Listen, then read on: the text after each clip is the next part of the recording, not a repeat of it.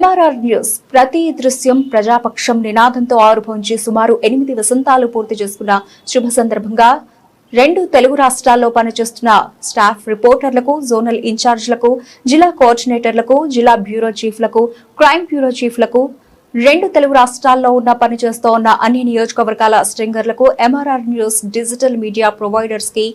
ఎంఎస్ఓలకు, sub editors కి, anchors కి, కెమెరామెన్లకు, ఆంధ్రప్రదేశ్ మరియు తెలంగాణ రాష్ట్రాల్లో పనిచేస్తున్న సిబ్బందికి, ఎంఆర్ఆర్ న్యూస్ ఛానల్ వీక్షిస్తున్న ప్రేక్షకులకు ఇవే మా హార్దిక శుభాకాంక్షలు. మా ఛానల్ ని వీక్షించండి, లైక్ చేయండి, షేర్ చేయండి, సబ్స్క్రైబ్ చేయండి. గ్రామీణ ప్రాంతం నుండి పట్టణాల వరకు ప్రతి సమస్యను అధికారుల దృష్టికి తీసుకెళ్లి సమస్య పరిష్కారానికి కృషి చేస్తూ ఉన్న ఎంఆర్ఆర్ న్యూస్ ప్రతి దృశ్యం ప్రజాపక్షం నినాదంతో ఆరంభమై నేటికి 8 వసంతాలకు చేరువలో ఉన్న ఎంఆర్ఆర్ న్యూస్ ఛానల్ అతి త్వరలో విశాఖపట్నం, విజయవాడ, గుంటూరు, చిత్తూరు, నెల్లూరు, శ్రీకాకుళం, కర్నూలు, పల్నాడు జిల్లా, విజయనగరం, బాపట్ల, నల్గొండ, హైదరాబాద్, నిర్మల్, ఆదిలాబాద్, సిద్దిపేట జిల్లాల్లో ప్రసారాలు టెలికాస్ట్ కానున్నాయని MRR news managing director M Raja తెలియజేశారు. బులెటిన్ ముగించే ముందు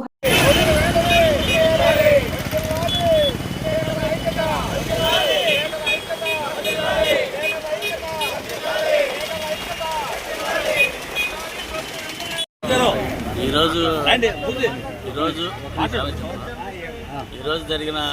సంఘటన చాలా దురదృష్టకరం. చిత్తూరు జిల్లా వీకోటకి చెందిన ఏబిఎన్ ఆంధ్రజ్యోతి రిపోర్టరు జగన్మోహన్ రెడ్డిని అతి కిరాతకంగా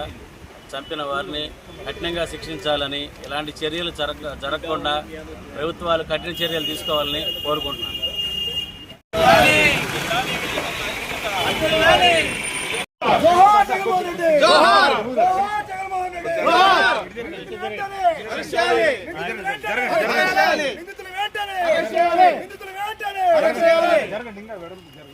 ఉన్నంత